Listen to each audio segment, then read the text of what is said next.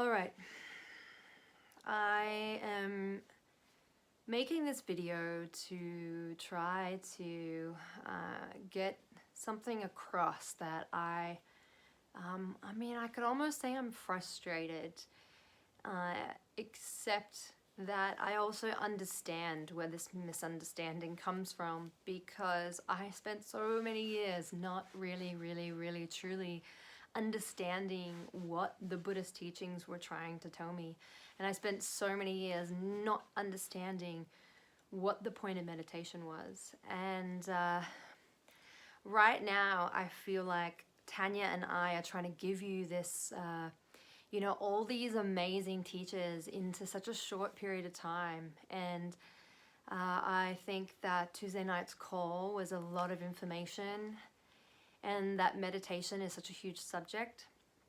But there's something that I'm repeatedly seeing coming up, and it's frustrating me because I want to be able to give to you what I know now. And I don't want you to have to suffer your way through it, but there's this way our mind works that is so deeply ingrained, from how we've been raised and what we believe. And while I say, or while Tanya and I say certain things, it's like they're not making it past that conditioning of the mind. So I'm going to have a try, and here it goes. Non-reactivity does not mean that you are going to somehow find upsetting things in your life to no longer be upsetting. Non-reactivity doesn't mean that, your loved one will die and you'll be like, that's okay, my loved one died. That's not real. That's fake. You see that a lot in spiritual circles, and actually it has a name. It's called spiritual bypassing. It's where we misunderstand the teachings to mean that we have to be unattached to whatever happens and, hey, no big deal. It's really a lot subtler than that. Non-reactivity is not a theory. It's not an overarching theory of how you're not going to be reactive to something in your life or something in the day. Like, your boyfriend cheats on you and that's okay, Maybe there's a point where you might be like that in your life. Tanya's a little bit like that, but she's rare, and but you can't fake it. So here's how it really works.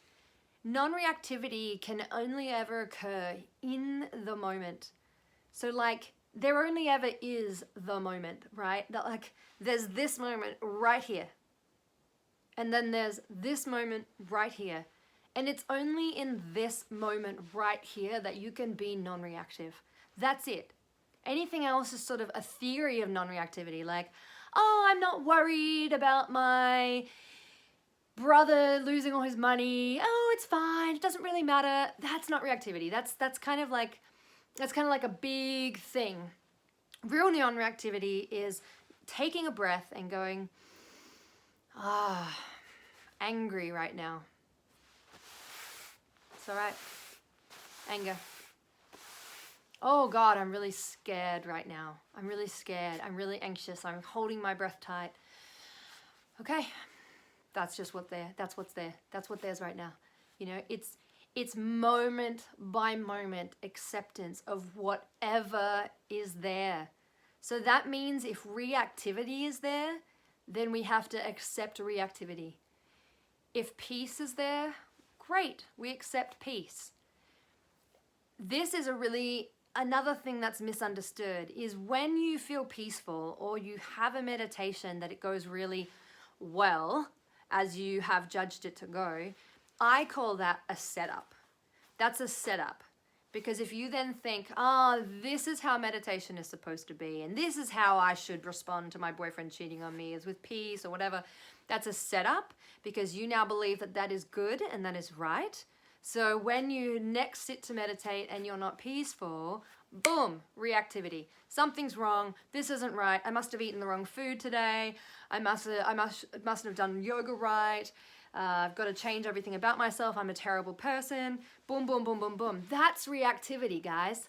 That's reactivity right there. That is in the moment reactivity, non-acceptance of what is. So acceptance doesn't mean accepting what's happening in our life as a theory. It means staying right here with your experience, being present in as many moments as possible so that you can see what is happening now and how can I accept that as it is. Even if what is happening right now is extreme, ridiculous jealousy, it's having the balls to say, oh, look at that. Right now, I have this extreme, totally uncalled for jealousy. Yeah, that's what's happening right now.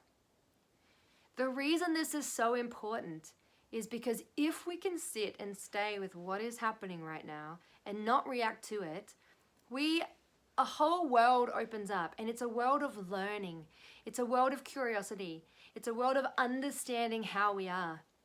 Because if we're judging what happens, or we're shutting down because we don't want to admit we're jealous, or we just don't want to have a shitty meditation, or we have a preference for our mind being really peaceful and spiritual as opposed to really messy and dirty, which, let me tell you, is everybody's mind except for Tanya maybe. If we have those things, then we don't want to see. We don't want to see. And if we can't see, we won't learn.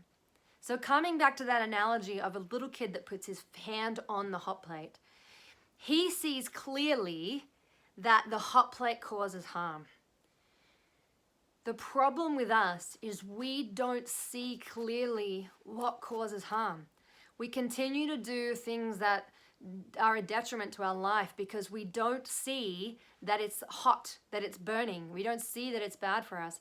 And we don't see because we're not looking clearly into the moment, into our reactivity.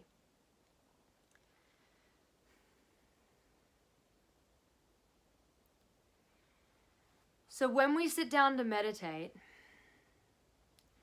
the process is not, I must stay with my breath. That's the container we create so that we can sit and watch how we relate to each moment. And I get that this is confusing because my biggest question for years was, but if I'm not aware, if I can't even focus on my breath, how can I see clearly? And really the answer to that is, in the beginning, there's not as many moments of clear seeing because we really haven't trained the mind to be present as much. But every little moment that we are present and we see something with curiosity is a moment of learning beyond your wildest dreams. You won't even understand what that moment of clear seeing has done for you until 10, 20 years later. We can never know what something we're doing in the moment is going to do for us. And that goes for good or bad things. We don't know the snowball effect. So while it may feel like you're not doing much when you get into the shower and you try over and over and over again to bring your attention to the body, but it doesn't work and you get frustrated, you might think that's a failure, but you don't know what that day that you first decide to be mindful in the shower, what that is doing for you 20 years from now as you slowly, bit by bit, try it again and try it again and try it again and start to slowly see that it's not a failure, that it's a freaking giant success. And the last thing I want to say is we have to change our relationship to what is difficult.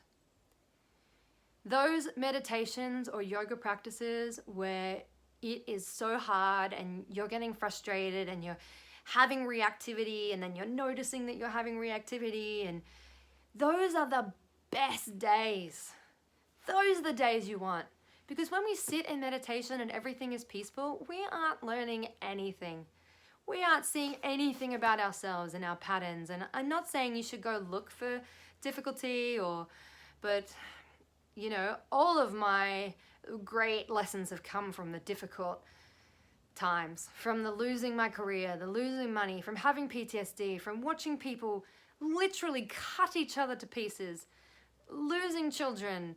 It's horrible stuff, but man, has that given me the basis of this practice. And so those meditations that are difficult, I hate them, but I honor them. I'm like, yeah, something's really happening today because I don't want to be here on this mat and I'm doing it here. I'm here anyway. I don't want to do yoga today, but I'm showing up and I'm hating myself and I'm judging and I'm learning about how I do that when times are hard. And slowly, bit by bit, step by step over the years, it transforms and those days become less and less. And we really come to understand ourselves. And when we understand ourselves, we love ourselves. That's it. We see clearly that nothing we're doing is out of malice. It's all conditioning and reactivity and things we learn as a child and what people told us we were worth and societal beliefs. And, you know, when all of that quiets down, which I promise you it will eventually, step by step, bit by bit, you'll see this divine, wonderful, luminous heart that every single one of us has inside. I promise you it's there. I promise you can find it. It's not about how often you can be present. It's about how you can see what's there and love it as it is. So when we sit to meditate and the mind won't come back, we just say, busy mind. Guess what? Tick. You did it. You did it. That's the goal. Whatever is there, accept it, see it, be curious. So, I know I was probably a bit hopped up there, but this took me so long to understand. Nothing needs to change. We are exactly as we're meant to be. We just need to see it as it is, be honest, accept it. Okay. Mwah. Thanks for listening. I hope it helps.